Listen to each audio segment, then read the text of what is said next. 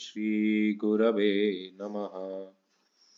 श्री चैतन्य मनोभीष्टं स्थापितं येन भूतले स्वयं रूप कदा मह्यं ददाति स्वपदान्तिकम्। वन्देऽहं श्रीगुरो श्रीयुतापदकमलं श्रीगुरून् वैष्णवांश्च श्रीरूपां साग्रजातां सहगणा रघुनाथान्वितं तं सजीवं साद्वैतं सावधूतं परिजनसहितं कृष्णचैतन्यदेवं श्रीराधाकृष्णपादान् सहगणललिता श्रीविशाखान्वितांश्च। हे कृष्ण करुणा सिन्धु दीनबन्धो जगत्पते गोपेश गोपिकान्त राधाकान्त नमस्तुते। तप्त कांचन गौरांगी राधे वृंदावनेश्वरी वृषभानुसुते देवी प्रणमामि हरिप्रिये। वाञ्छाकल्पतरुभ्यश्च कृपा सिन्धुभ्य एव च पतितानां पावनेभ्यो वैष्णवेभ्यो नमो नमः। जय श्री कृष्ण चैतन्य प्रभु नित्यानंद श्री अद्वैत गदाधर श्रीवासादि गौर भक्त वृंद। हरे कृष्णा कृष्ण कृष्ण हरे हरे हरे राम राम राम हरे हरे।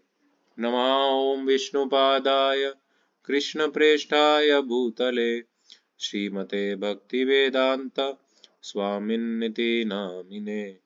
नमस्ते सरस्वते देवे गौरवाणी प्रचारिणे निर्विशेषा शून्यवादी पाश्चात्य देशतारिणे।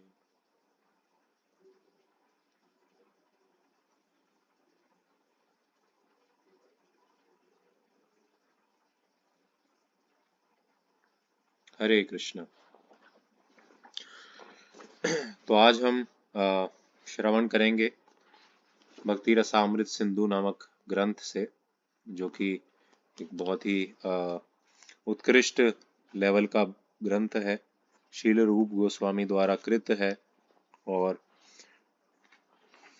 इसमें भक्ति का पूरा सार है। तो हम इसके अध्याय नंबर 2 से पढ़ेंगे, जिसका नाम है भक्ति की प्राथमिक अवस्थाएं। तो मैं रीड करता हूँ, उसके बाद फिर इसके बारे में हम थोड़ा चर्चा करेंगे।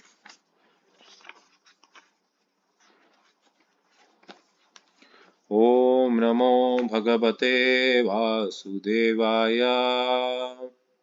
ओम नमो भगवते वासुदेवाय।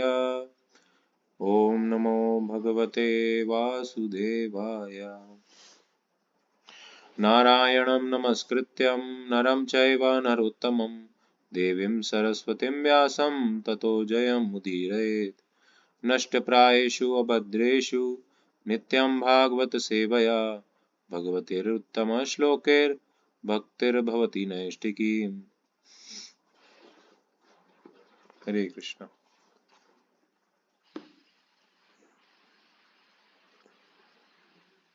श्रील रूप गोस्वामी ने भक्ति रसामृत सिंधु में भक्ति के 3 कोटियों का वर्णन किया है: साधना भक्ति, भाव भक्ति तथा प्रेमा भक्ति।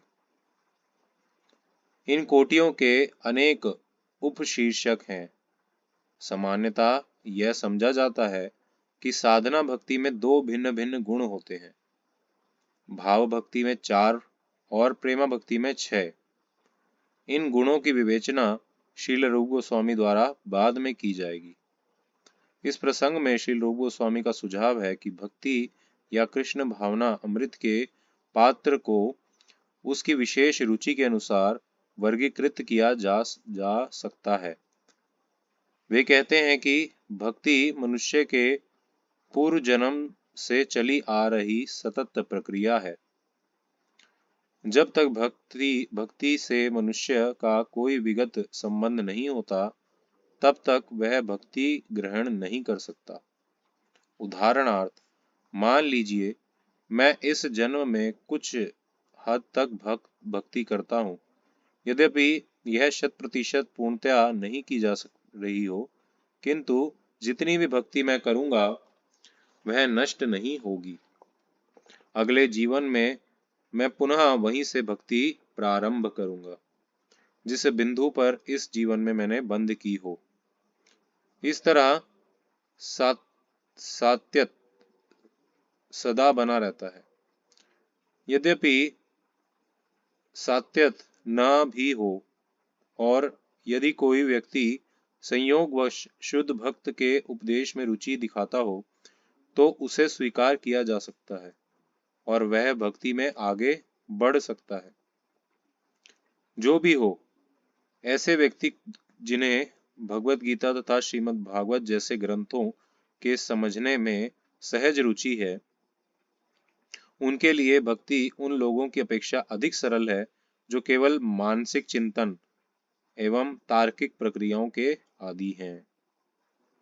इस कथन की पुष्टि के लिए प्राचीन काल के विद्वानों ने बहुत से प्रमाण दिए हैं। उनके सामान्य मतानुसार कोई भी व्यक्ति अपने तर्कों तथा निर्णयों पर आधारित कतिपय दृढ़ विश्वास द्वारा शासित हो सकता है।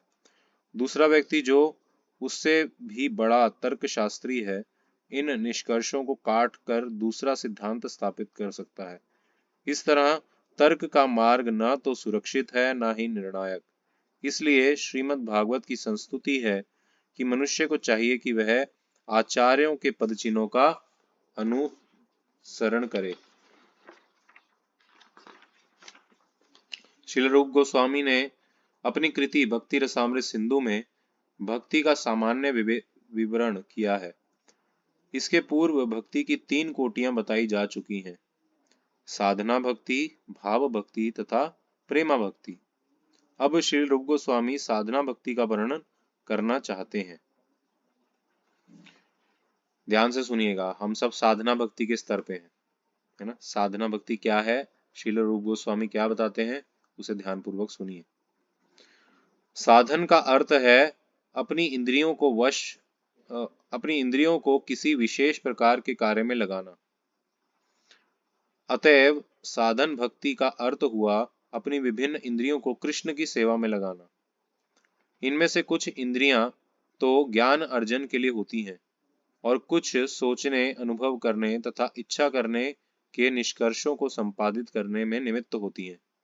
अतः साधन का अर्थ मन तथा इंद्रियों को व्यवहारिक भक्ति में लगाना है। यह साधन किसी कृत्रिमता को विकसित करने के लिए नहीं होता। उदाहरणार्थ, एक शिशु चलने का अभ्यास करता है। यह चलना अस्वाभाविक नहीं होता। शिशु में चलने की क्षमता मूलतः रहती है और केवल थोड़े से अभ्यास से वह अच्छी तरह से चलने लगता है।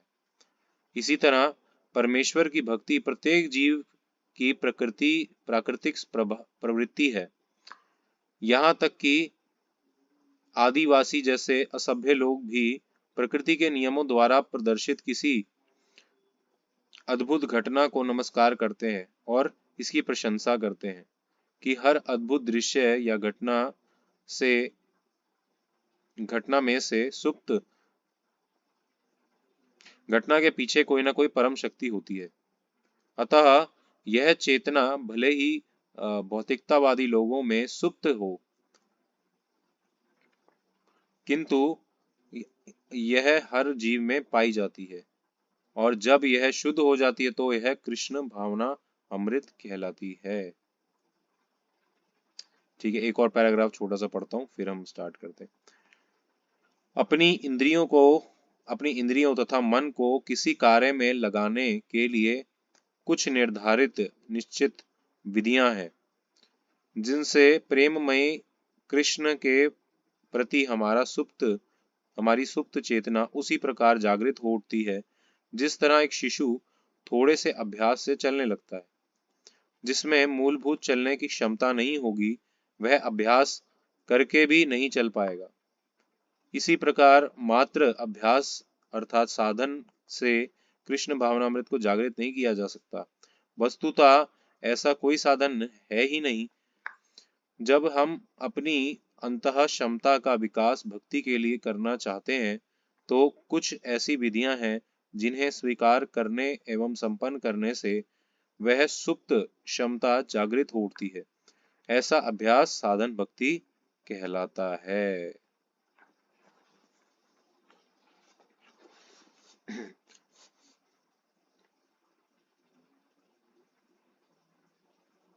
गुरवे गौरचंद्राय राधिकाय तदालये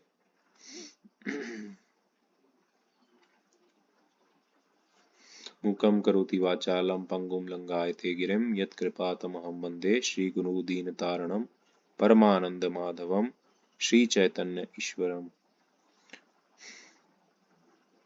श्रीचैतन्यमनोभीष्टं स्थापितं येन भूतले स्वयं रूपः कदा मह्यं ददाति स्वपदान्तिकम्। श्री रूप गोस्वामी पाद की जय। तो यहाँ पे भक्ति की 3 श्रेणियां बताई गई हैं। पहली श्रेणी बताई गई है साधना भक्ति, दूसरी बताई गई है भाव भक्ति और तीसरी बताई गई है प्रेमा भक्ति। तो हमने जो आज चर्चा करी वो मुख्यतः साधना भक्ति की करी। तो जो साधना भक्ति है उसका अर्थ यहाँ पे बताया है अपनी मन और इंद्रियों को कृष्ण की सेवा में लगाना।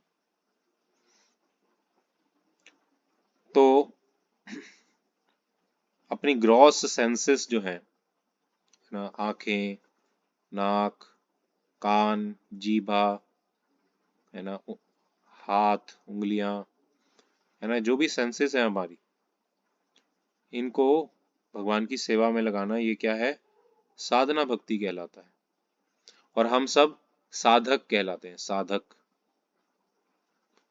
तो साधक का मतलब है वो कुछ साधना चाह रहा है। साधना का मतलब साध जो शब्द है वो कंट्रोल करना या रेजिस्ट करने से आया है ना, साध।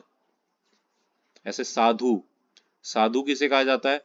जो धैर्य बना के रखे, जो अपने आप को कंट्रोल में रखे, है ना, जो कोई विपरीत परिस्थिति आने पे उत्तेजित ना हो, उसे साधु कहा जाता है।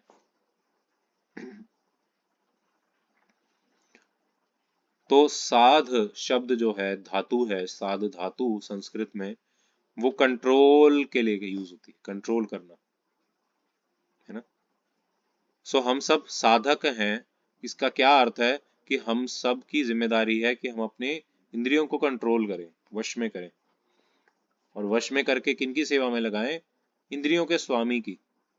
ऋषिकेन ऋषिकेश सेवनम भक्तिर उच्यते। भक्ति का अर्थ बताया है ऋषिकेन। ऋषिकेन कहते हैं, ऋषिक मतलब सेंसेस, और ऋषिकेश, ऋषिकेश कहते हैं द लॉर्ड ऑफ सेंसेस। तो ऋषिकेण ऋषिकेश सेवनम भक्तिर उच्यते। भक्ति का मतलब बताया गया है अपनी सेंसेस को सेंसेस के स्वामी या कृष्ण की सेवा में लगाने को ही भक्ति कहते हैं।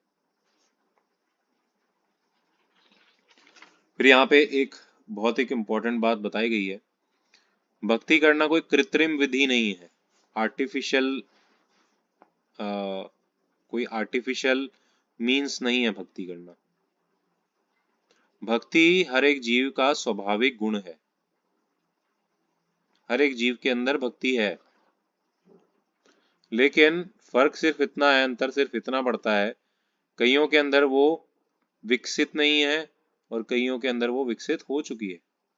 बस इतना ही केवल अंतर है, और इसके अलावा कोई अंतर नहीं। तो जिसके अंदर भक्ति विकसित हो गई है वो शुद्धता से नियमों का पालन करता है, वो क्लास सुनता है, माला जाप नियम पूर्वक करता है, वो सेवाओं में भी लगता है। लेकिन जिसके अंदर अभी भक्ति विकसित नहीं हुई है तो वो अन्यत्र सारे कार्य करता है भक्ति के अलावा। तो प्रभुपाद जी यहाँ पे उदाहरण दे रहे हैं, जैसे एक शिशु है, एक बच्चा है।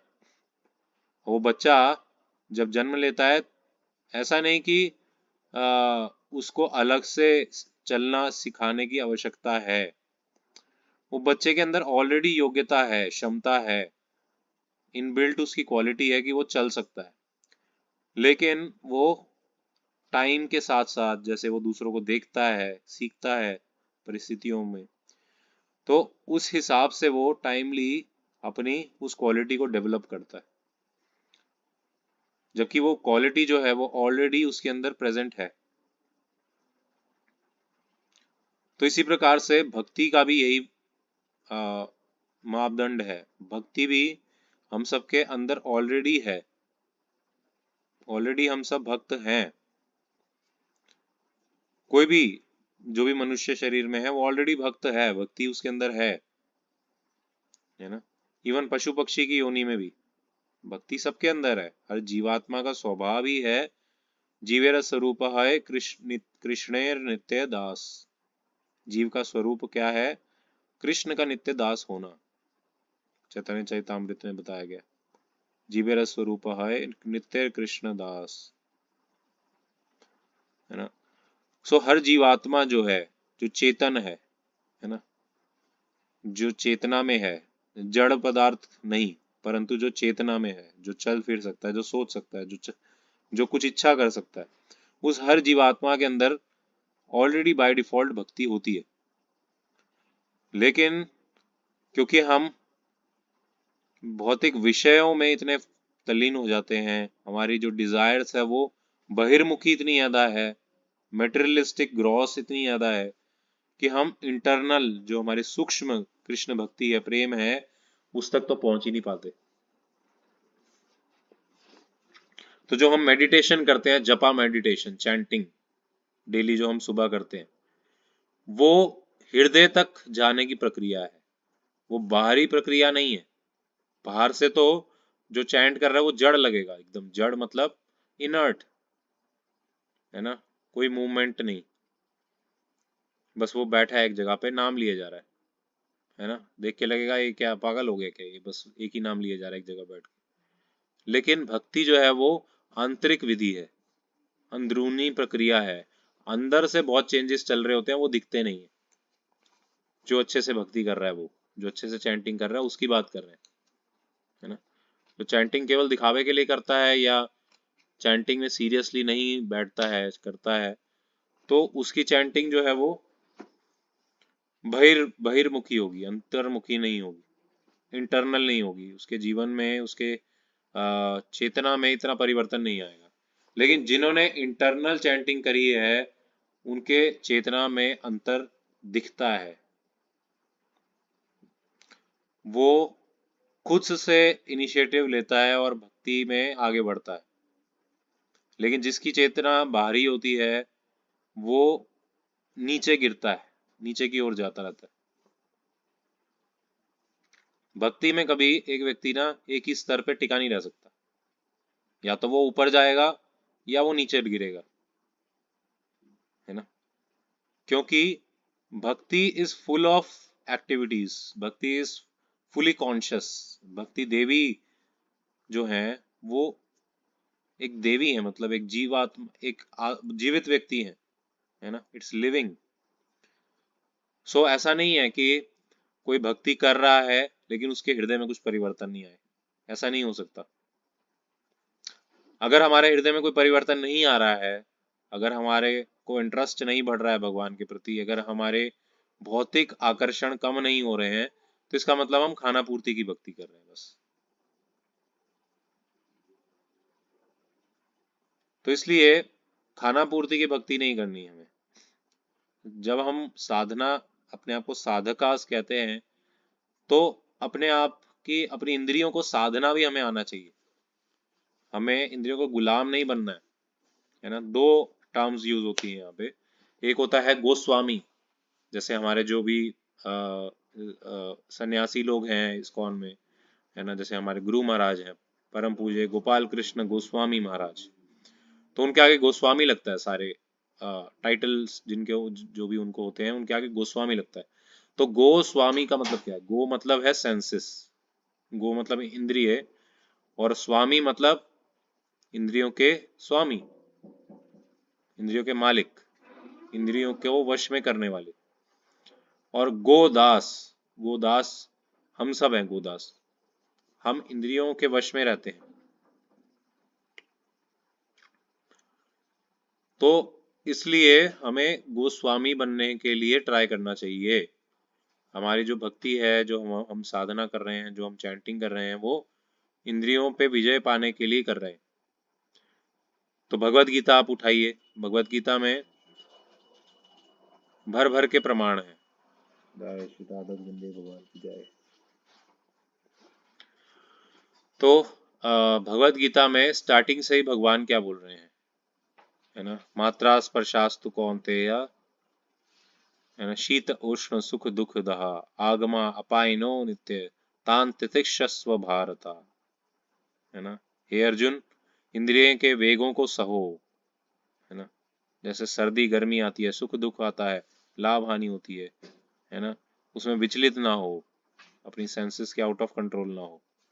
फिर भगवान क्या कह रहे हैं? कूर्म, है ना, कूर्मवत, मतलब जैसे कछुआ अपनी सेंसेस इंद्रियों को अपने खोल के भीतर ले आता है।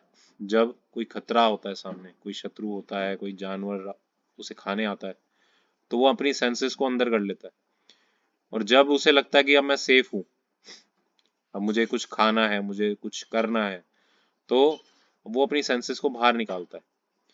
तो इसी प्रकार से भगवान भगवत गीता में बताते हैं कि धीर पुरुष के लक्षण यही है कि वो अपनी सेंसेस को हमेशा चलते रहने नहीं देता है। वो उसका यूज जब टाइम होता है, उचित समय होता है, तभी करता है। अन्यथा वो अपनी सेंसेस पे वश रखता है, कंट्रोल रखता है, लगाम लगा के रखता है। और दूसरा क्या उदाहरण दिया गया भगवत गीता में? बताया गया है जैसे एक रथ है, उसमें एक रथी होता है ना, और एक सारथी होता है। सारथी मतलब जो ड्राइवर है, और एक रथी होता है जिसका रथ होता है, जिसके लिए रथ चलाया जा रहा है ना? और घोड़े होते हैं रथ के अंदर, है ना, और लगाम होती है जो घोड़ों को पकड़ती है ना?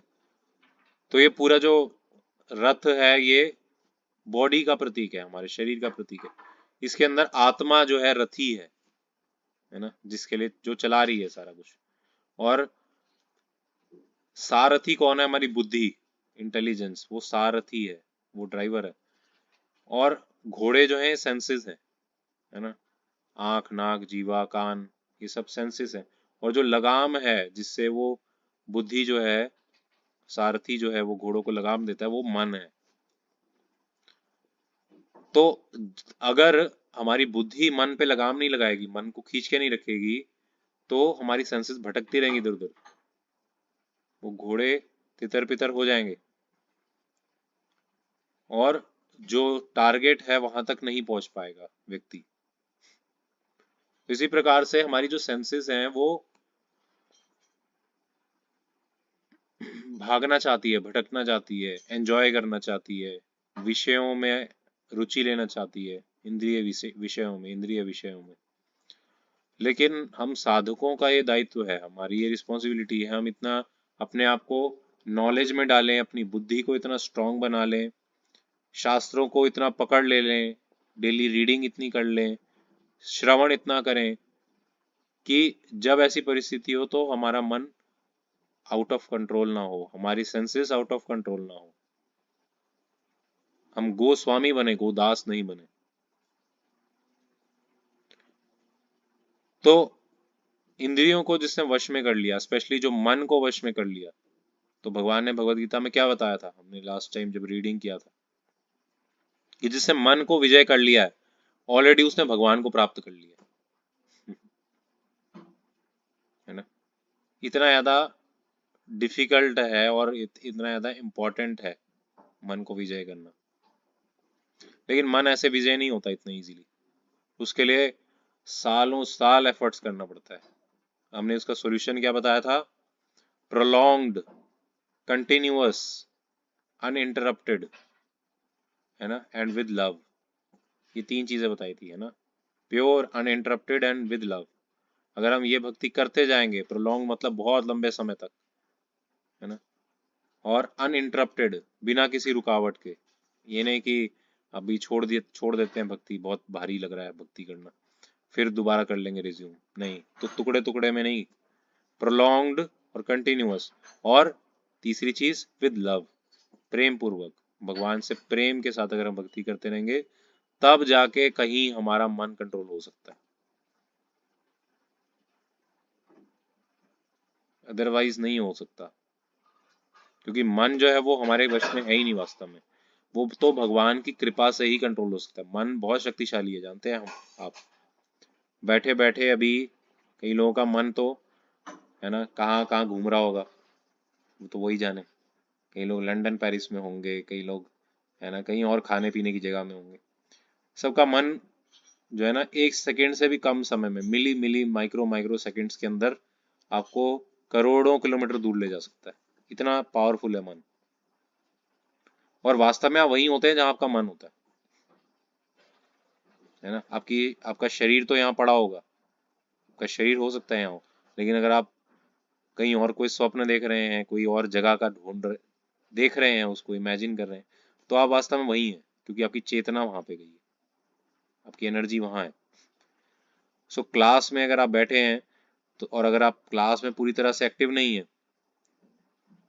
तो आप क्लास में होते हुए भी क्लास में नहीं है ना। तो इसलिए ये जो प्रैक्टिस है, इट टेक्स टाइम। अब टाइम टेक करेगी, टाइम लगेगा, तो क्या चाहिए हमें, क्या क्वालिटी डेवलप करनी पड़ेगी, पेशेंस, धैर्य। तो भक्ति करते जाना है और धैर्य भी बनाते जाना है ना। ये विश्वास रखना है कि मैं जिस रास्ते में चला हूं, उसमें मंजिल जो है वो निश्चित है।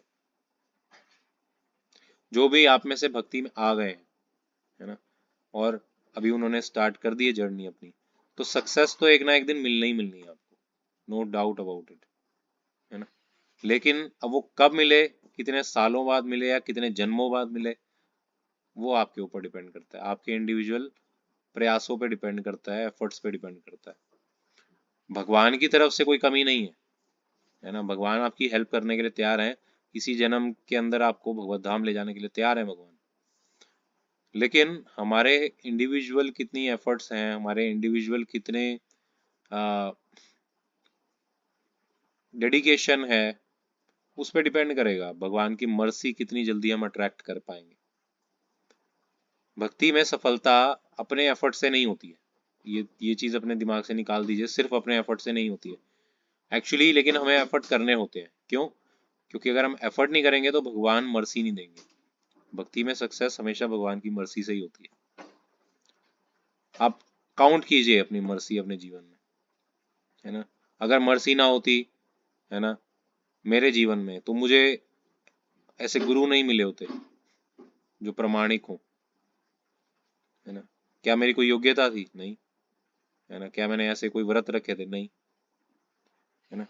तो कुछ चीजें भगवान की कृपा से मिलती हैं, लेकिन वो कृपा को भी अट्रैक्ट करने के लिए हमें एफर्ट करने होते हैं, है ना।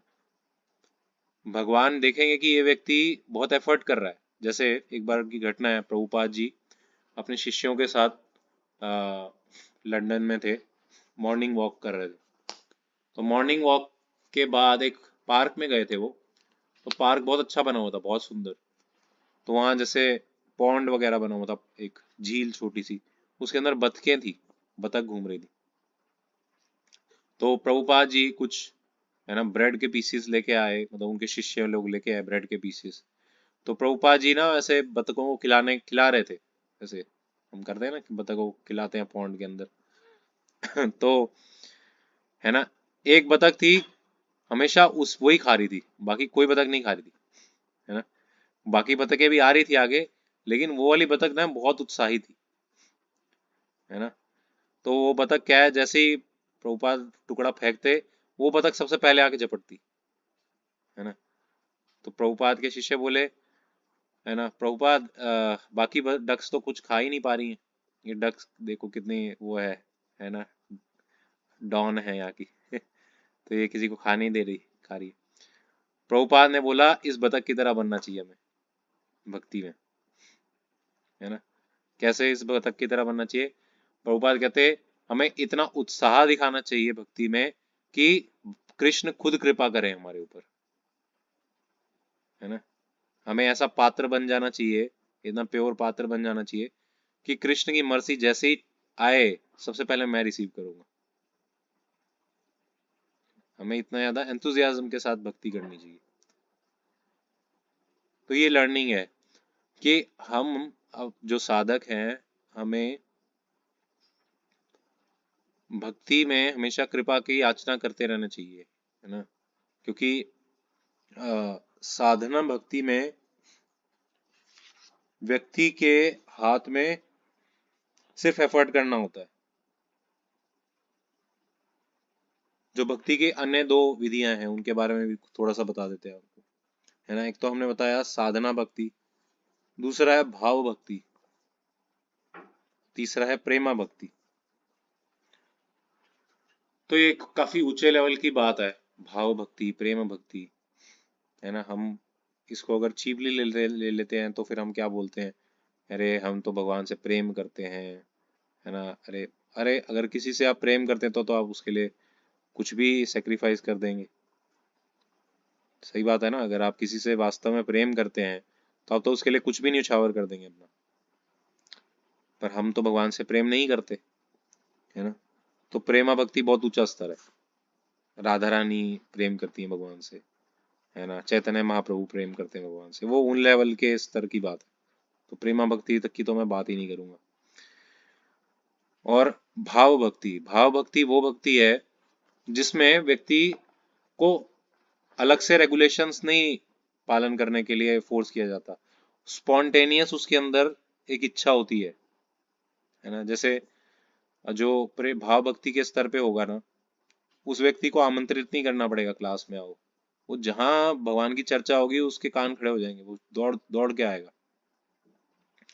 उसको ये बोला नहीं जाएगा कि मंगल आरती के लिए उठो रोज सुबह, है ना। जिसके अंदर भाव भक्ति होगी वो स्वतः ही उसकी नींद खुल जाएगी, उसकी आंख अपने पहले ही खुल जाएगी, है ना। 3 बज गए, 3:30 बजे उसकी खुद आंख खुल जाएगी, अरे 4:30 बजे जाना है मंगल आरती, है ना। डेली। और चैंटिंग करना उसको बर्डन नहीं लगेगा, उसको ये नहीं लगेगा कि मेरे को बस कोटा पूरा करना है अपना माला का, इतनी माला घुमानी है। तो जो भाव भक्ति के स्तर पे होता है वो स्पॉन्टेनियसली अपने आप से वो करता है भक्ति, है ना। वो भक्ति करता भी है और दूसरों को कराता भी है। और और क्या क्या है भाव भक्ति के लक्षण में, है ना। भाव भक्ति जब होती है व्यक्ति में तो वो नियर टू प्रेम है ना। प्रेम के बहुत करीब होता है वो, है ना। तो वो शुद्धता उसके अंदर होती है, प्यूरिटी आती है उसके अंदर, उसके वर्ड्स बहुत पावरफुल होते हैं, जो वो वचन बोलता है वो सबके हृदय को छू जाते हैं, क्योंकि उसके वॉइस उसके आचरण में उसके हृदय में शुद्धता होती है, प्यूरिटी होती है। Purity is the force, Prabhupada ji कहा करते थे। प्रभुपाद एक ऐसे उदाहरण है भाव भक्ति के, है ना। शुद्ध भक्त है वो। तो प्रभुपाद जहां जाते थे, जिस व्यक्ति से मिलते थे, भले वो कैसे भी गिरा से गिरा हो, हिप्पी हो, है ना, क्रेजी हो, लेजी हो, है ना, कैसा भी व्यक्ति प्रभुपाद के संपर्क में आता था, प्रभुपाद की वाणी में इतनी इतनी ज्यादा पवित्रता थी कि उसके हृदय को परिवर्तन कर देती थी, है ना। अन्यथा हमारे प्रवचनों को सुन सुन के भी लोग चले जाते, तो हमारे अंदर इतनी प्योरिटी नहीं है। प्रभुपाद के अंदर इतनी प्योरिटी है कि उनके संपर्क में कोई एकदम वाइल्ड एनिमल भी क्यों ना आ जाए। यहाँ पे हमने पढ़ा था, आपको याद है, एक चीज बताई थी प्रभुपाद ने, है ना। भले ही वे आदिवासी, यहाँ तक कि आदिवासी जैसे असभ्य लोग भी प्रकृति के नियमों द्वारा प्रदर्शित किसी अद्भुत घटना को नमस्कार करते हैं और इसकी प्रशंसा करते हैं। हर अद्भुत दृश्य या घटना के पीछे कोई ना कोई परम शक्ति होती है ना। तो यहाँ तो अलग कंटेक्स्ट में बात हो रही है, लेकिन आदिवासी लोग या असभ्य लोग, है ना, नीच लोग, जिसे हम कहते हैं मलेच्छ, यवन, है ना, इस तरह के लोग भी जो है, मांस खाने वाले, नशा करने वाले, है ना, अवैध पुरुष और स्त्री का संग करने वाले, है ना, गैम्बलिंग करने वाले, ये इस तरह के जो पापी लोग भी हैं, ये लोग भी प्रभुपाद के संपर्क में आके चेंज हो जाते थे, है ना। इसलिए ये भी कहा जाता है कि, है ना, वांछा कल्पतरुभ्यश्च कृपा सिंधुभ्यो च पतितानां पावनेभ्यो वैष्णवेभ्यो नमः, है ना। तो वो कल्प वृक्ष के समान है ना, या टच स्टोन के समान है, चिंतामणि पत्थर, है ना। आपने नाम सुना चिंतामणि पत्थर या पारस पत्थर, है ना, उसके संपर्क में जो चीज उससे टच करा दो वो सोना बन जाती है ना। अभी वो नहीं देखने को मिलता वो पत्थर, पर बहुत प्राचीन कालों में हुआ करता था, ऐसा बताते हैं, शास्त्र में वर्णन है, तो कहीं ना कहीं होगा वो। तो उसको किसी भी चीज से टच करो वो चीज सोना बन जाती है। आज के टाइम में अगर मिल जाए तो लॉटरी लग जाए सबकी, है ना। इसलिए भगवान ने नहीं करा, उसका मिस यूज होगा, इसलिए इसलिए बंद कर दिया उसको, छुपा दिया उसको। तो प्रभुपाद जैसे आचार्य जो है, शुद्ध भक्त हैं, वो भी टच स्टोन की तरह है, उनके संपर्क में जो आता है वो सोना बन जाता है ना। तो प्रभुपाद ने जो ग्रंथ दिए हैं उनके संपर्क में भी जो आता है वो भी सोना बन जाता है ना। इसलिए जो भगवत गीता हम बांटते हैं, डिस्ट्रीब्यूट करते हैं, तो असल में उस दिन मेरे बर्थडे वाले दिन आए थे प्रभु जी, तो वो क्या बता रहे थे, वो बता रहे थे कि इन किताबों को कोई, है ना, एक पन्ना भी इसका पढ़ लेगा उसका जीवन बदल जाएगा, है ना। फिर प्रभुपाद जी कहते हैं नहीं, एक पन्ना जो छोड़ो, है ना, कोई इसको छू भी लेगा उसका भी जीवन बदल जाएगा, है ना। अरे छूना भी छोड़ दो, कोई इन ग्रंथों को देख भी लेगा उसका भी जीवन बदल जाएगा, इतने ज्यादा पावरफुल है ये ग्रंथ, है ना, इतने ज्यादा इसकी पोटेंसी है इन ग्रंथों की। तो इसलिए हमें प्रचार करना चाहिए, हमें साधकों के लिए, हम साधकों के लिए प्रचार करना बहुत इंपॉर्टेंट है। पहले सबसे पहले जलम सार्थक करी कर परोपकार, है ना, भारत भूमि ते जन्म होइल यार, जन्म सार्थक करी कर परोपकार, चैतन्य महाप्रभु की आज्ञा है ना, भारत भूमि ते जन्म होइल यार। जिस व्यक्ति का भारत भूमि में जन्म हुआ है ना, उसे क्या करना चाहिए, जन्म सार्थक करी कर परोपकार, है ना। हम सब जो कि भारतीय हैं, आप में से कोई अफ्रीकन तो नहीं है ना, सब भारतीय है ना। सो हम सब के लिए चैतन्य महाप्रभु ने आज्ञा दी है ना, भारत भूमि ते जन्म होइलो यार, है ना, जन्म सार्थक करे करो परोपकार। अपना जन्म सार्थक करो, कैसे अपना जन्म सार्थक करो, अच्छे से साधना भक्ति करके, चैंटिंग करके, श्रवण करके, सुनकर, और सेवाओं में लग के। फिर क्या करो, परोपकार, कर परोपकार। परोपकार का क्या मतलब होता है, इन ग्रंथों को दूसरों को दो, बताओ कि मेरे जीवन में देखो ये पॉजिटिव चेंजेस आए हैं, सर आप भी ट्राई कीजिए, मैम आप भी लीजिए, है ना, डिस्ट्रीब्यूट कीजिए इसको, है ना। ये हमारे लिए बहुत इंपॉर्टेंट सेवा है। पहली चीज तो ये है कि इसको करने से हमारा अहंकार टूटता है, हमारा हृदय शुद्ध होता है ना। जब लोग हमें इग्नोर करके जाते हैं, जब हमें लोग उल्टा भला भला बुरा बुरा बोलते हैं या कोई वैल्यू नहीं देते हैं, तो हमारे अहंकार को ठेस पहुंचती है, और ये ठेस पहुंचना बहुत जरूरी है ना। जब तक ये ठेस नहीं पहुंचेगी हमारे अहंकार को, हम कभी शुद्ध होंगे ही नहीं। इसलिए सबसे बड़ा फायदा जो है बुक डिस्ट्रीब्यूशन का, प्रभुपाद के ग्रंथों का प्रचार करने का, दूसरों को बताने का, कॉलिंग सेवा करने का, वो है कि हमारा अहंकार टूटता है।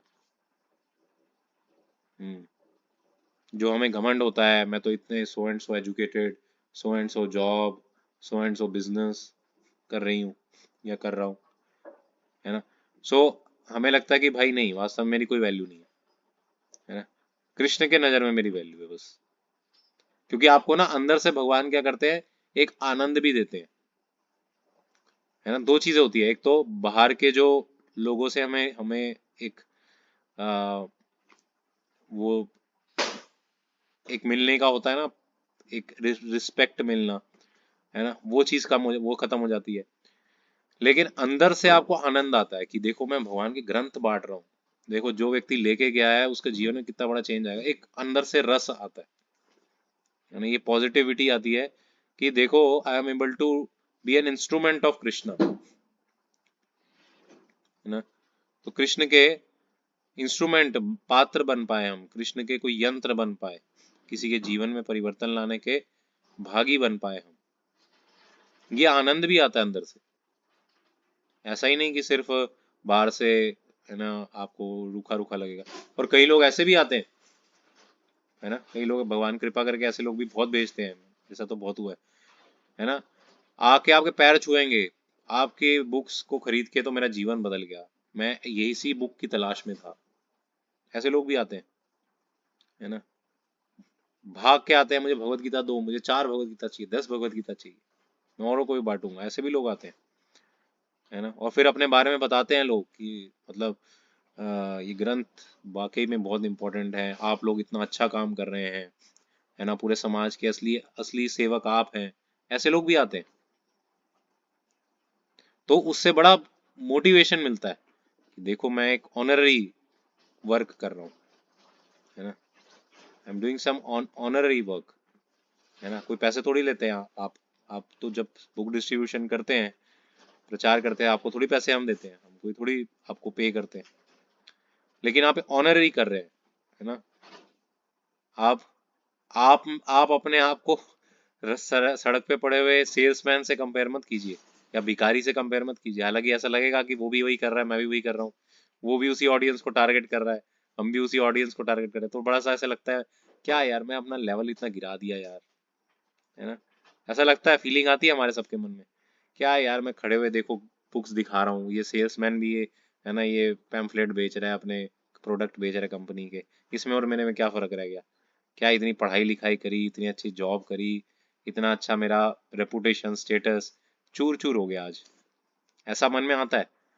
लेकिन आपके ग्रंथों को बेचने में और उसका बेचने में जमीन आसमान का फर्क है, जानते हैं। वो पापी पेट के लिए कर रहा है ना। आप किसके लिए कर रहे हैं जानते हैं, वो सिर्फ पापी पेट के लिए नहीं कर रहा, वो अपने एंजॉयमेंट के लिए कर रहा है ना। आप किसके लिए कर रहे हैं जानते हैं, आप कृष्ण की एंजॉयमेंट के लिए कर रहे हैं, आप भगवान की प्रसन्नता के लिए कर रहे हैं, आप उनके भगवान के मुख में स्माइल आ जाए इसके लिए कर रहे हैं, आपको और कुछ नहीं चाहिए। इसलिए इसीलिए व्यक्ति बुक डिस्ट्रीब्यूशन पूरा दिन भी कर सकता है, पूरा दिन भी कर सकता है ना। लेकिन सेल्समैन को कर दो तो वो जो उसका ड्यूटी है, उसका कोटा है, उससे ज्यादा नहीं करेगा, है ना। और उसका बॉस उसको मार मार के भेजेगा, भाई तेरा टारगेट है, मीट नहीं हुआ तो पैसे नहीं दूंगा, है ना। तो जाके वो रोता रोता बुक डिस्ट्रीब्यूट करेगा, लेकिन आपको आनंद आएगा, आप आनंद के कारण और बांटेंगे। ये फर्क है हमारे में और आप उनमें, है ना। तो इसलिए बाहर से भक्त जो है और अभक्त है ना, एक जैसे लग सकते हैं, है ना। अरे भक्त लोग भी तो क्या कर रहे हैं, वही किताबें बांट रहे हैं, है ना। और अभक्त लोग भी वही बांट रहे हैं, ऐसे कुछ कुछ नॉवेल्स बांट रहे हैं, मैगजीन्स बांट रहे हैं, पैम्फलेट बांट रहे हैं, है ना। क्या फ़र्क है। कई लोग ऐसे, हम मेट्रो स्टेशन जाते हैं, वो वो जो होते हैं छोटे, वो लोग जो गुलाब गुलाब बेचते हैं, वो लोग भी आ जाते हैं हमारे साथ में ही बांटने, है ना। मैडम मैं मेरे से लो, मेरे से लो, है ना। फिर हम भी साथ में होते हैं, मैडम हमसे बुक लो, बुक लो। तो ऐसा सा फील होता है कि भाई हम भी वैसे ही हैं क्या। नहीं, लेकिन बहुत फ़र्क है, ज़मीन आसमान का फ़र्क है ना। वो व्यक्ति अज्ञान में है जो ऐसे बांट रहा है ना, या उसकी मजबूरी है, वो इसलिए बांट रहा है, लेकिन आपको तो आनंद आ रहा है इसलिए बांट रहा है। तो संकीर्तन का मतलब है आनंद, है ना, इसमें रियल प्लेजर होता है ना। तो ये कथाओं को सुनने में, है ना, और चर्चा करने में, भगवान के गुणगान करने में आनंद होता है। तो ये आनंद एक ऐसा फैक्टर है जो हमें मोटिवेट करता है। तो इसलिए हमेशा ना हमें इस आनंद को वो लेना चाहिए, हमें इस आनंद के प्रति लालायित रहना चाहिए। अरे ये आनंद मिलेगा, देखो क्लास में, है ना। अपने मन को एक स्ट्रॉन्ग रीजन देना बहुत जरूरी है, क्यों क्लास में आऊं, क्यों चैंटिंग करूं, है ना, क्यों प्रोग्राम अटेंड करूं, क्यों सेवा करूं। जब तक हमारे पास वो सॉलिड रीजन नहीं होगा ना, हमें कब माया बाहर ले जाएगी भगवान की भक्ति से दूर, हमें पता भी नहीं चलेगा। इसलिए एक सॉलिड रीजन रखिए अपने पास कि भाई मेरे को भक्ति में क्यों टिके रहना है, मुझे भक्ति क्यों करनी है। आनंद है इसमें, भगवान का सुख है इसमें, है ना, प्लेजर है भगवान का। और जब भगवान खुश है तो मेरे अंदर अपने आप खुशी आती है ना, ये स्वभाव है। यस्मिन तुष्टे जगत तुष्टे, है ना, भगवान यदि खुश हैं, तुष्ट हैं, संतुष्ट हैं, तो पूरा जगत तुष्ट है, संतुष्ट है।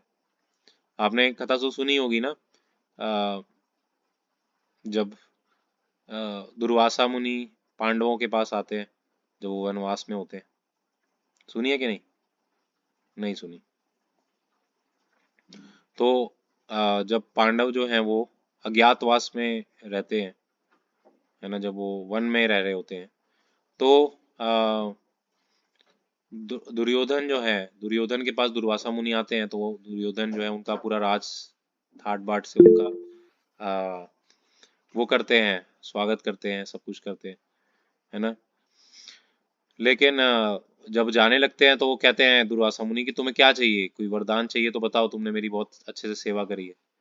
तो दुर्योधन जो है ना वो बड़े चालाक होते हैं, तो उनको पता होता है कि अभी पांडव जो हैं वो वन में रह रहे हैं, उनके पास खाने पीने को भी कुछ नहीं है सफिशिएंट, ऐसे गरीबी में रह रहे हैं।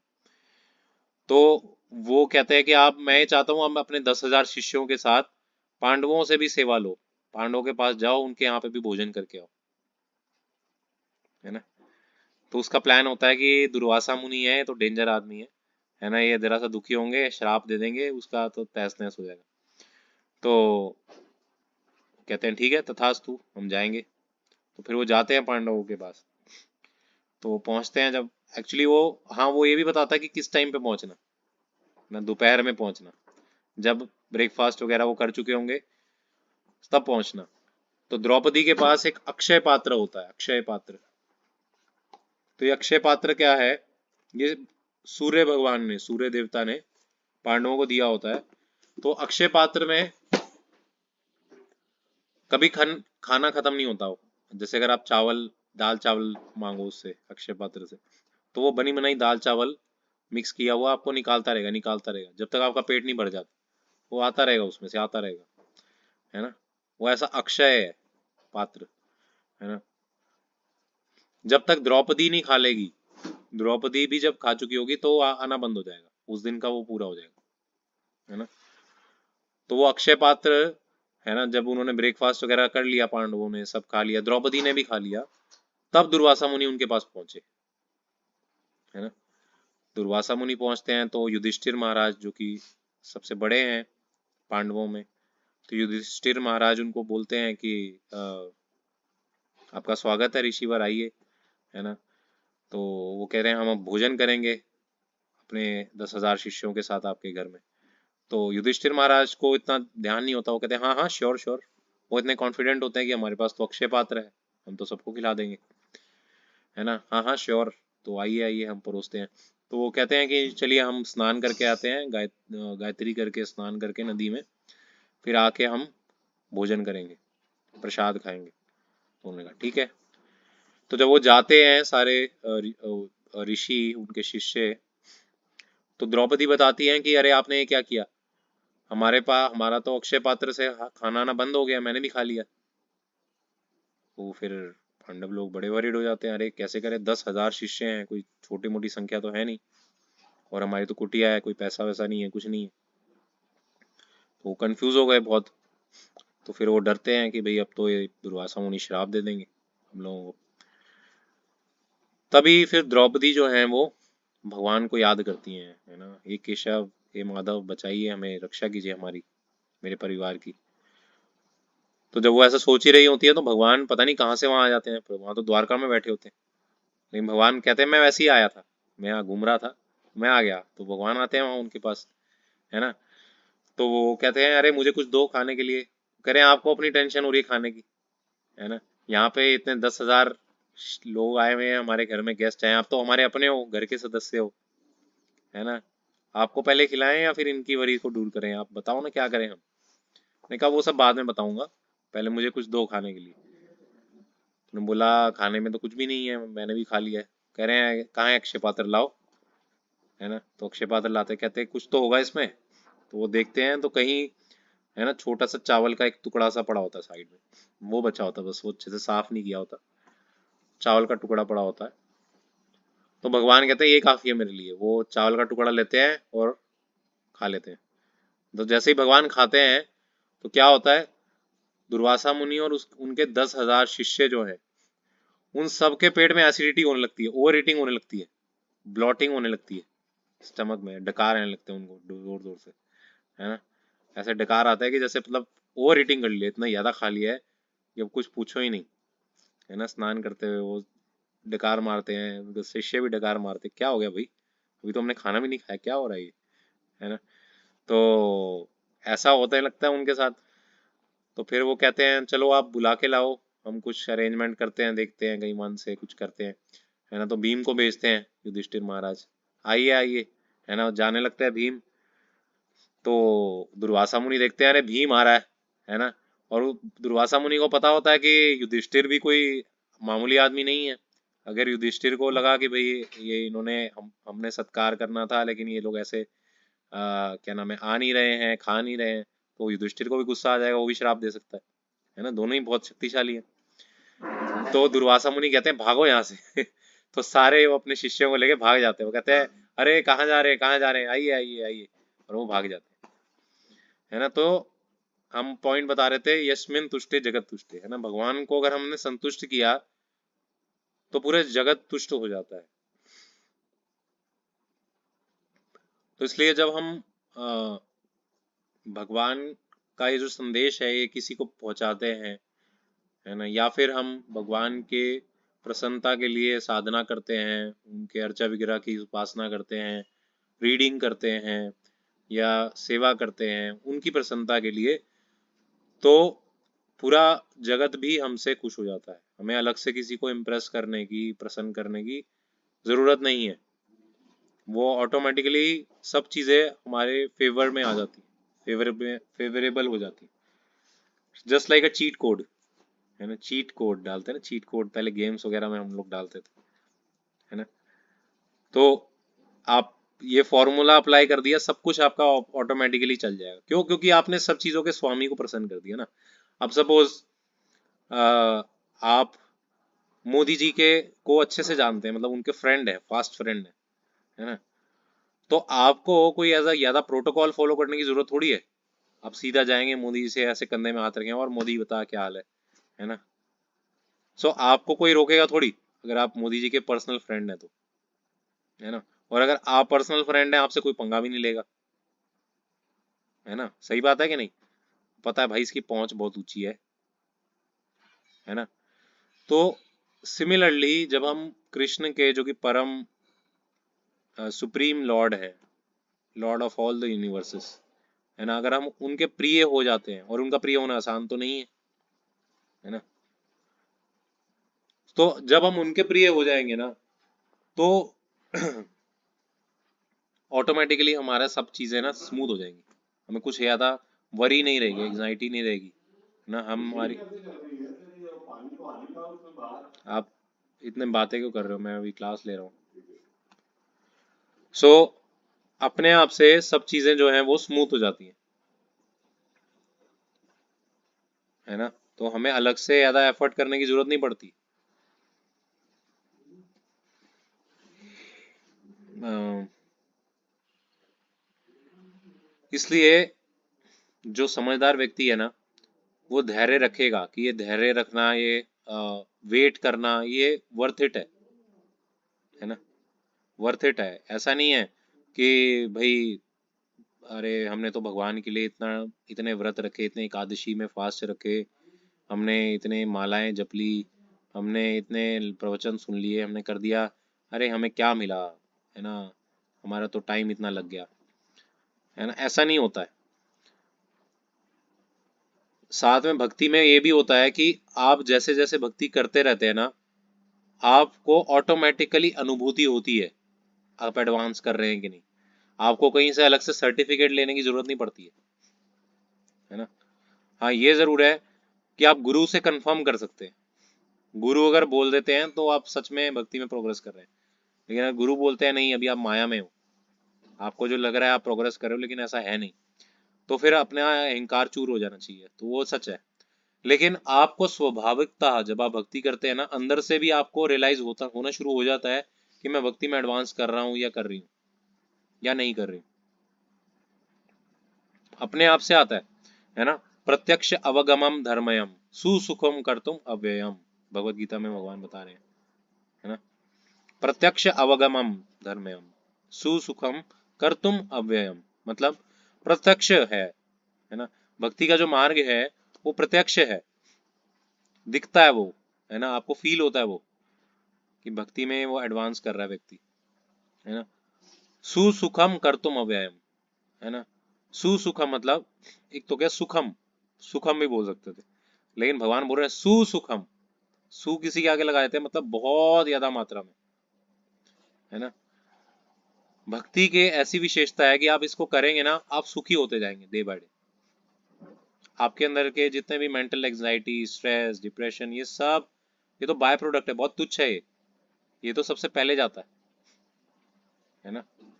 व्यक्ति क्या है, सबसे पहले इन सब चीजों से दूर होता है, एंजाइटी से, स्ट्रेस से, है ना, और डिप्रेशन से, जितने भी प्रॉब्लम्स हमारे रिलेटेड टू माइंड है उन सब से वो बहुत जल्दी मुक्त होता है। ये पहला लक्षण है। और कर्तुम अव्ययम, सुसुखम हमने डिस्कस किया, कर्तुम अव्ययम, है ना। जब व्यक्ति वास्तव में एडवांस करता है ना, तो वो रोक नहीं पाता अपने आप को भक्ति करने से। अव्यय, है ना, अव्यक्तवम कालत्वम, है ना, वो एक सेकंड भी वेस्ट नहीं करता, वो करता रहता है, कंटिन्यूअसली भक्ति करता रहता है ना। अरे जॉब पे भी जाना है, वो भी भक्ति ही दिखता है, वो उसको वो भी भक्ति दिखती है ना। अरे किसी को कुछ काम करना है, कुछ सेवा करनी है, वो भी सेवा के तौर पे देखता है वो, है ना। तो ऐसे करते हुए पूरा दिन, सोना भी है, सोना भी सेवा है कि मैं अगले दिन फ्रेश होके उठ सकूं, मेरी बॉडी फ्रेश रहे। तो वो सोता भी इसलिए है टाइमली रात को कि मुझे भगवान की सेवा है ये। तो 24 आवर्स एंगेज रहता है भगवान की सेवा में, है ना। कर्तुम अव्ययम, जैसे प्रभुपाद जी कहा करते थे, है ना, हमारे शिष्य जो हैं वो हरे कृष्ण महामंत्र का जाप 24 घंटे कर सकते हैं, 24 घंटे। लेकिन है ना, आप और कोई मंत्र दे दो, Coca Cola Coca Cola Coca Coca Coca Cola Cola, है ना, ये आप थोड़ी देर जपोगे आप बोर हो जाओगे, छोड़ दोगे, क्या है बकवास, कुछ नहीं। लेकिन हरे कृष्ण महामंत्र ऐसा है कि आप 24 आवर्स उसको जपते रहो, आप थकोगे नहीं, है ना। जैसे हम 64 माला करते हैं जब कुछ ऐसे स्पेशल एकादशी होती है, या जैसे पांडव निर्जला एकादशी होती है, तो हम 64 माला जाप करते हैं, या कोई ऐसे स्पेशल ओकेजन होता है ना। तो 64 माला जाप करना ज़्यादा इजी है एज कम्पेयर टू 16 माला जाप करना, है ना। और 16 माला जाप करना ज़्यादा इजी है एज कम्पेयर टू आप जो 8 माला 4 माला जो भी करते हैं। दिस इज अ फैक्ट, है ना। क्यों? क्योंकि जितना व्यक्ति उसमें करता है ना, रुचि रहता है। अब अभी अपने कोटा सोचा कि भाई मेरे को 4 माला ही करनी है, बस मैं उठ के बाद उठ जाऊंगा, तो वो आपको 4 माला भी भारी लगेंगी। और आपने सोचा ना आज तो मैं पूरा दिन माला ही जाप करूंगा, तो ना आपको माला जाप करने में, क्योंकि कोई ऐसा हार्ड स्टॉप नहीं है ना, तो आपको आनंद आने लगेगा। वरना क्या होता है, अरे इसके बाद मेरे को जॉब पे जाना है, अरे इसके बाद मुझे ये करना है, इसके बाद मेरे को ये दिन का काम है, मेरे को वो काम है, ये काम है, टू डू लिस्ट पहले ही रेडी होती है। जब ये टू डू लिस्ट हट जाती है ना हमारे दिमाग से, तो ऑटोमेटिकली आनंद भी आने लगता है उसमें चैंटिंग करने।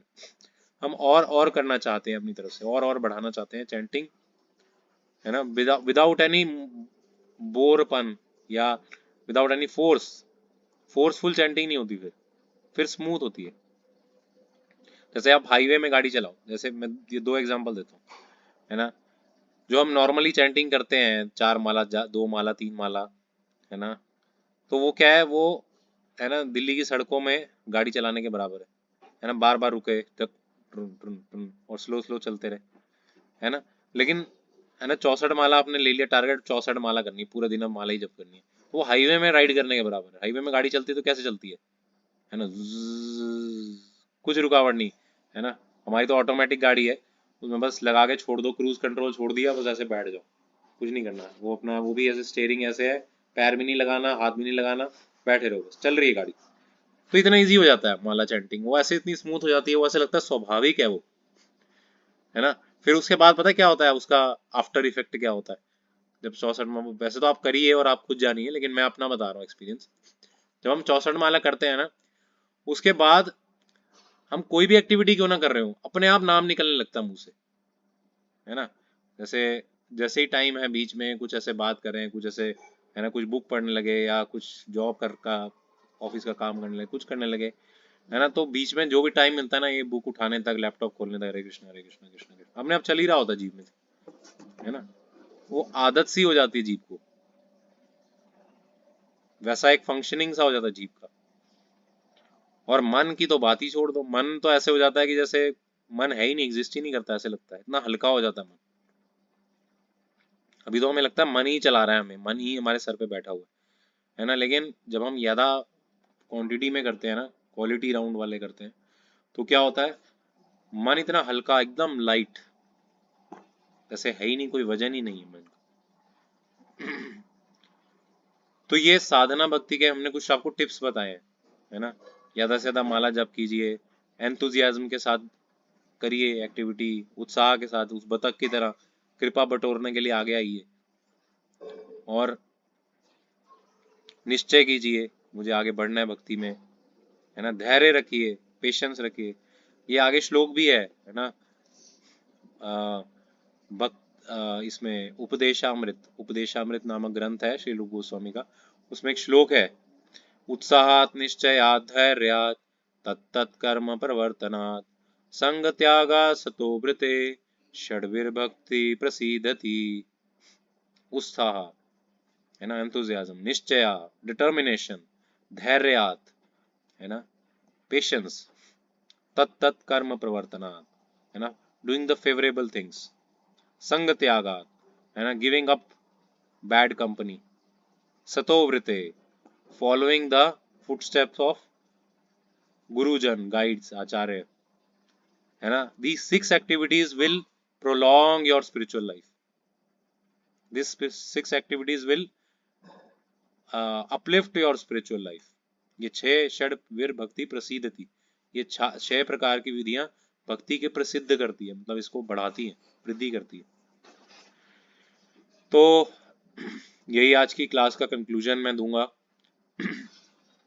कि हम जो साधना भक्ति कर रहे हैं, साधकास हैं, हमें पूरे उत्साह के साथ, निश्चय के साथ, धैर्य को बनाते हुए भक्ति में आगे बढ़ना है।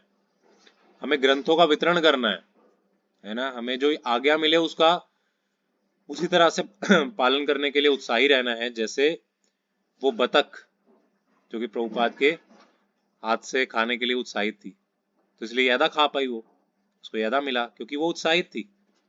अरे जिसको भूख ही नहीं है उसको कितना भी खिला दो, है ना। आप घोड़े को कुएं तक लेके जा सकते हो, है ना। हमने एफर्ट कर करके हरि नाम आश्रय बना दिया, हमने एफर्ट कर करके, है ना, चैंटिंग करना सिखाया सबको, हमने जोड़ा, क्लासेस अरेंज करी, उसकी तैयारियां करी, है ना, प्रोग्राम्स अरेंज किए, पर घोड़े को पानी तो वो तभी पिएगा जब उसको भूख लगेगी, जब उसको प्यास लगेगी, है ना। वो घोड़ा पानी तभी पिएगा जब उसको रियली उसको इच्छा होगी, भाई मुझे भक्ति करनी है, मुझे सीरियस होना है, आगे बढ़ना है।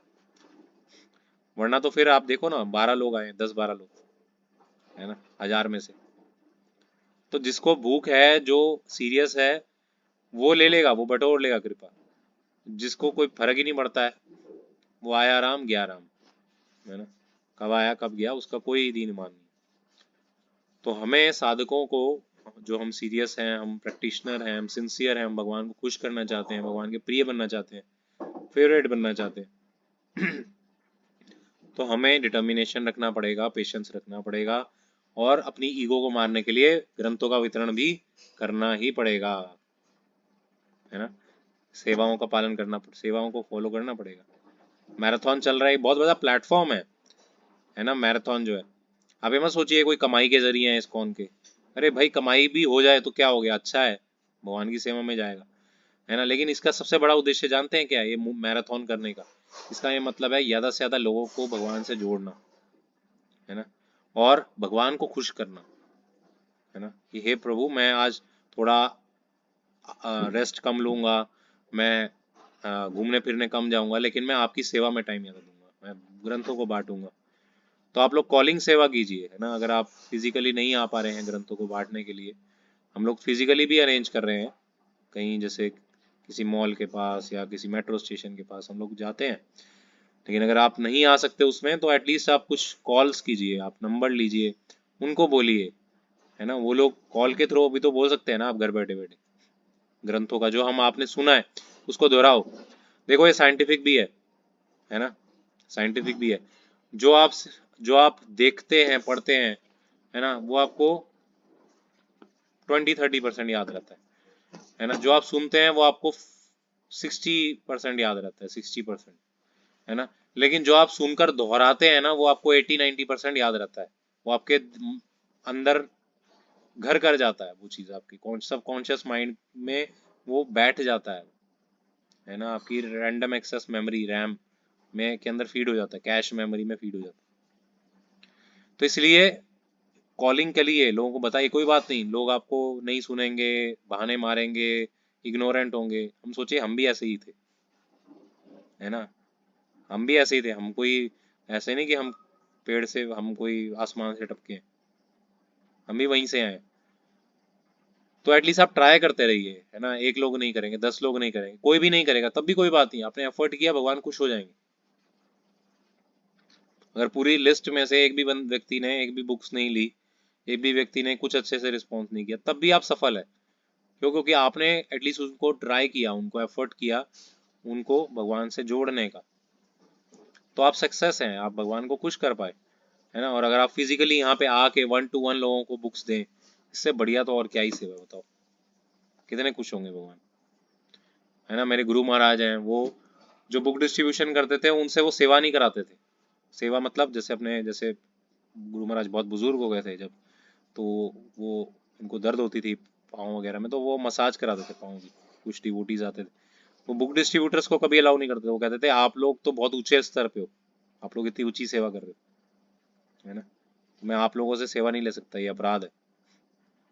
तो इतना इतना बड़ा वैल्यू है, बताइए, भगवान के भक्तों की नज़रों में इतनी वैल्यू है बुक डिस्ट्रीब्यूटर्स की, जो बुक्स बांटते हैं, है ना। जो प्रभु जी आए थे, आप जानते हैं उनको अस्थमा हो गया। क्यों अस्थमा हुआ, कारण जानते हैं आप? वो पिछले 25-30 साल से सड़कों में खड़े होकर किताबें बांट रहे हैं। Can you imagine? और किसके लिए? हम और आप जैसे लोगों के लिए। इतने बड़े बड़े जो मंदिर बने हैं, है ना, अगर ये इस्कॉन नोएडा मंदिर ना बना होता 2014 में, 13 में, क्या आप होते, क्या आप, मैं होता, कभी हम मिले होते? इन लोगों ने सेक्रीफाइस किया, अपनी हेल्थ को भी सेक्रीफाइस किया इन लोगों ने, अपने जीवन को समर्पित कर दिए। क्या ये लोग भगवत धाम नहीं जाएंगे? बिल्कुल जाएंगे। और हम लोग कहाँ स्टैंड करते हैं? हम अपने आप को झांक के देखें। हमें कोई कोई 1% भी योग्यता है हमारे अंदर भगवत धाम जाने की? कोई भी नहीं। हम क्या कर रहे हैं, है ना।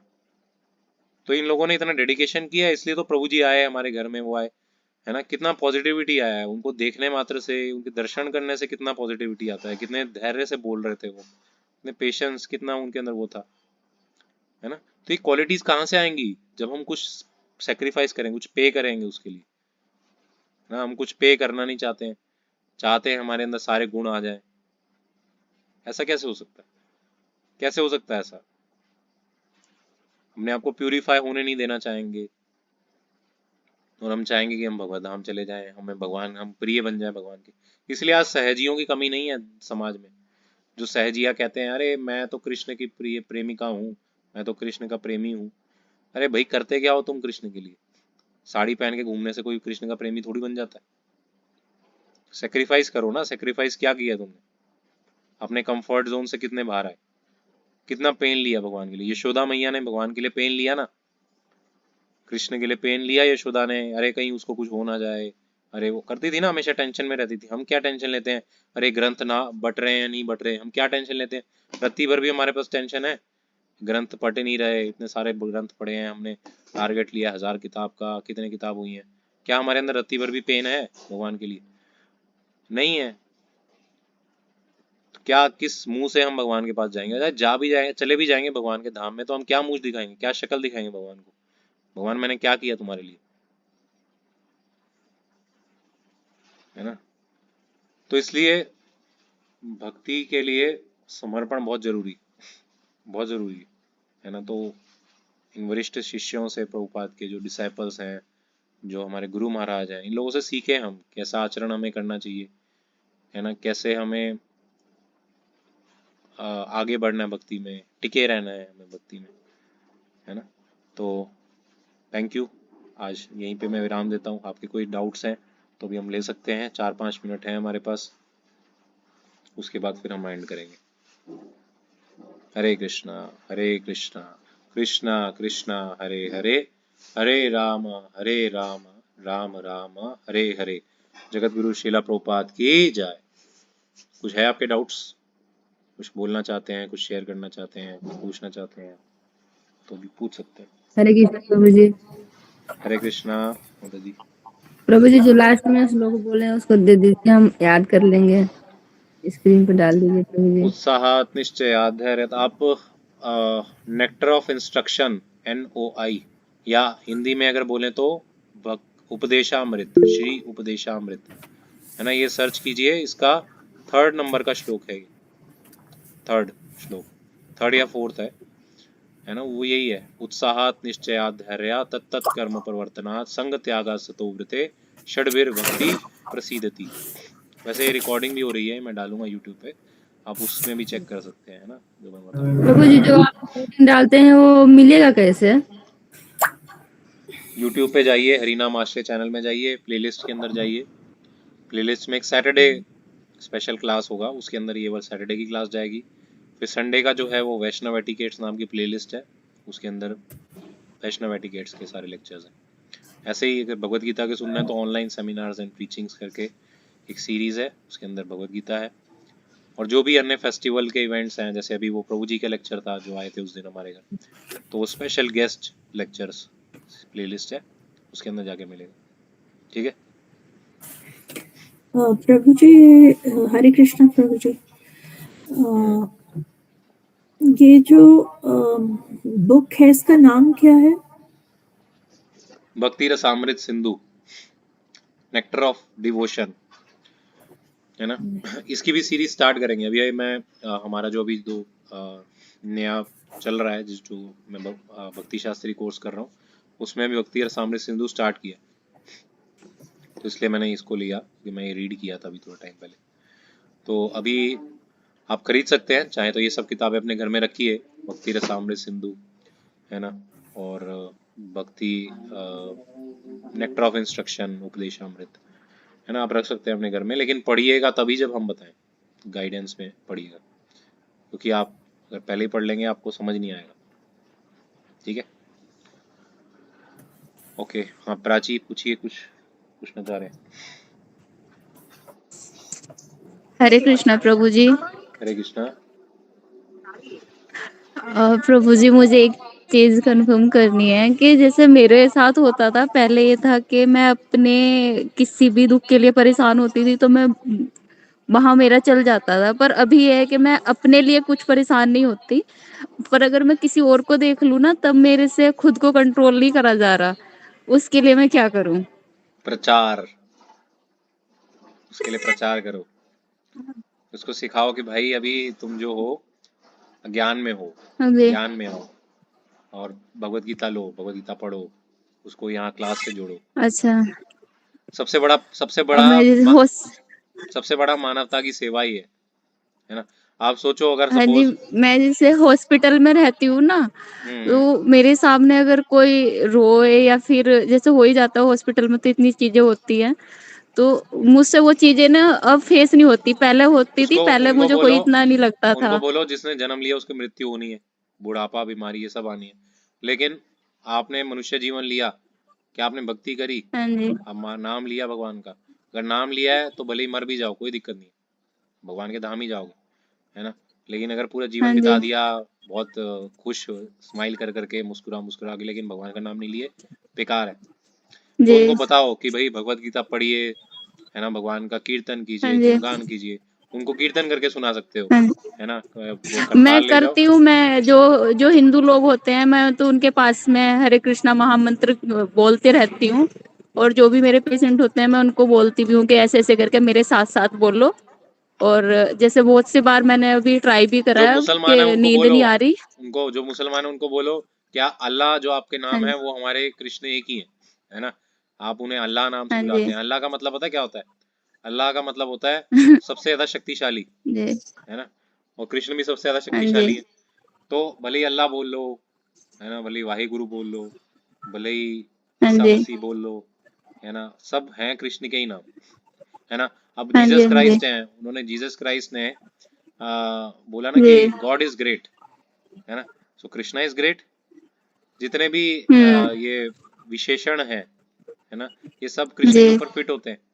तो असल में सब लोग कृष्ण को ही डायरेक्ट कर रहे हैं। तो उनको बोलो ठीक है, आप अपना नाम लो, आप जो भी आप अरदास करते हो या जो आप क्या कहते हो उसे, नमाज पढ़ते हो, जो भी करते हो वो करो। जी, हम ये कहते कृष्ण का ही नाम लो, ठीक है। आपको लगता है कि कृष्ण का नाम मुझे सही नहीं लगता और कोई नाम, पर है वो एक ही के नाम। हाँ उनको बोलो एक ही का नाम है, वास्तव हाँ में एक ही जी, का नाम है ना। तो सबको बोलो, जो जिसको मिलो सबको बोलो कि आप, है ना, ईश्वर को याद रखो, भगवान को याद करो, अल्लाह को याद करो, कृष्ण को याद करो, उनसे प्रार्थना करो, है ना। तो हाँ आप जी, सच्चे जी, हितैषी हो उस व्यक्ति के, आप उसका सच्चा हित कर रहे हो, है ना। क्योंकि जी, आप अगर उसको देखो, उसके जो कर्मों के हिसाब से उसको फल तो मिलेगा। अगर उसके जीवन में या हमारे जीवन में दुख लिखे आने, तो आप कितना ही प्रयास कर लो किसी के जीवन से दुख हटाने के, नहीं हटा पाओगे आप, उसको आएगा ही आएगा, है ना। तो वो करना हाँ फिजूल है। जी, बेस्ट हम क्या कर सकते हैं, उसको कृष्ण से जुड़वा सकते हैं, उसे कृष्ण के बारे में अवेयर करा सकते हैं।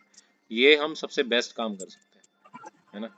ये हम्म, मानव, ये सबसे बड़ी मानव सेवा है, सबसे बड़ी, है ना। हाँ जी, अगर आप वास्तव में ह्यूमैनिटी के लिए कुछ करना चाहते हैं तो उन्हें कृष्ण से जोड़िए, है ना। इसलिए जो प्रचार की सेवा है, ठीक, बुक्स ग्रंथ वितरण की सेवा है, कोई मामूली सेवा नहीं है भाई, ये सबसे बड़ी सेवा है पूरे विश्व में, है ना। आप जी, देखो यूनाइटेड नेशंस आ गए, क्या आ गया, फिर भी कोई वार होने रुकी क्या, है ना। होती है ना, आज भी वार हाँ हो रही जी, है ना। तो प्रभुपाद जी बार बार अपनी किताबों में लिख रहे हैं कि यूनाइटेड नेशंस कितना भी फॉर्म हुआ हो, लेकिन रियल जो सारे देशों का भला हो सकता है वो हो सकता है केवल कृष्ण के नाम संकीर्तन से, प्रचार से। तो जितने हाँ लोगों जी, को मिलो उनको आप, है ना, यार देखे जब प्रभु उन्होंने क्या बोला, चैतन्य महाप्रभु ने आज्ञा दी है, आमार आज्ञा गुरु होया तारो यही देश, जारे देखो तारे कहो कृष्ण उपदेश, है ना। चैतन्य महाप्रभु ने क्या बोला है, मेरी आज्ञा है, मेरी आज्ञा से आमार आज्ञा गुरु होया, आप सब गुरु बन जाओ, है ना। गुरु प्राची, गुरु अर्चना, सब लोग गुरु बन जाओ। हमारा आज्ञा गुरु होए तारो यही देश, है ना। इस पूरे देश जी, को तार दो। क्या करना है फिर, जारे देखो तारे कहो कृष्ण उपदेश, जिसे देखो जिसे मिलो उसे कृष्ण का उपदेश बताओ, उसे कृष्ण से जोड़ दो। हाँ जी, तो आप सबसे बेस्ट काम कर रहे हो, उसका इससे बड़ा बढ़िया कोई हित हो ही नहीं सकता उसका, है ना। है ना भाई, भूखे को भोजन खिला दोगे फिर भूख नहीं लगेगी उसको, भूखे को भोजन खिला दिया, उसको दोबारा भूख नहीं लगेगी, बताओ हाँ लगेगी जी, उसको। फिर दोबारा खिलाते रहोगे क्या, पूरी उम्र पालते रहोगे उसको, नहीं। तो भूखे को भोजन खिलाना ठीक है, बुरा नहीं नहीं, है, प्रसाद खिला रहे हो, अगर भगवान को भोग लगा के प्रसाद खिलाओ, अच्छा है। लेकिन उससे भी अच्छा है उसको भगवान कृष्ण से जोड़ो, है ना। उसको बताओ कि भाई हाँ जी, कृष्ण, कृष्ण को अगर पालोगे, यस्मिन तुष्टे जगत तुष्टे, आप भी संतुष्ट हो जाओगे कृष्ण को अगर पालोगे। समझाओ ना उसको, अज्ञानता की तो हाँ जी, सबसे ज्यादा कमी जो है ज्ञान की तो है, सही ज्ञान की तो सबसे ज्यादा कमी है सोसाइटी में, और किस चीज की कमी है बताओ। सब कुछ तो है यहाँ पे मटेरियल वर्ल्ड में। प्रभुपाद की गुरु महाराज भक्ति सिद्धांत महाराज कहा करते थे, इस हाँ पूरे जी, वर्ल्ड में कोई किसी चीज की कमी नहीं है, सब कुछ है यहाँ पे, है ना। पैसा, बंगला, गाड़ी, है ना, सब कुछ है, अच्छे नज़ारे, सुंदरता, सब कुछ है। एक चीज की कमी है बस, ज्ञान की, ज्ञान की कमी है, भगवान जी, कृष्ण के ज्ञान की कमी है, उसको हमें फैलाना है बस। अगर वो कर दिया हमने तो हम कृष्ण के सबसे ज्यादा प्रिय हो गए, सिंपल सी बात, ठीक है। ठीक है प्रभु जी, ओके, और जी किसी को प्रभु जी, कुछ कहना हरे है? कृष्णा। हरे कृष्णा। Anybody else?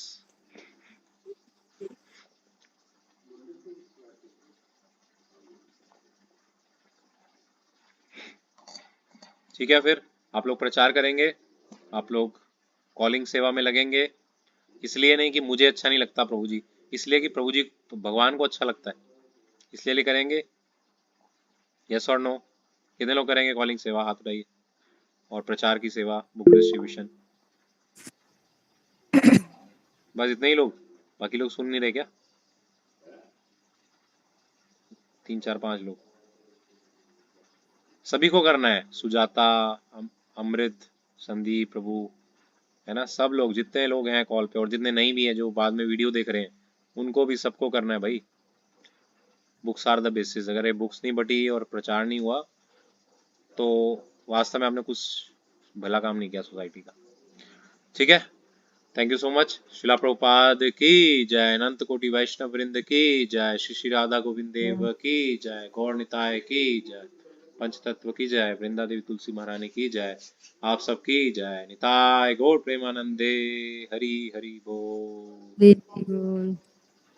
हरे कृष्ण। हरे कृष्ण।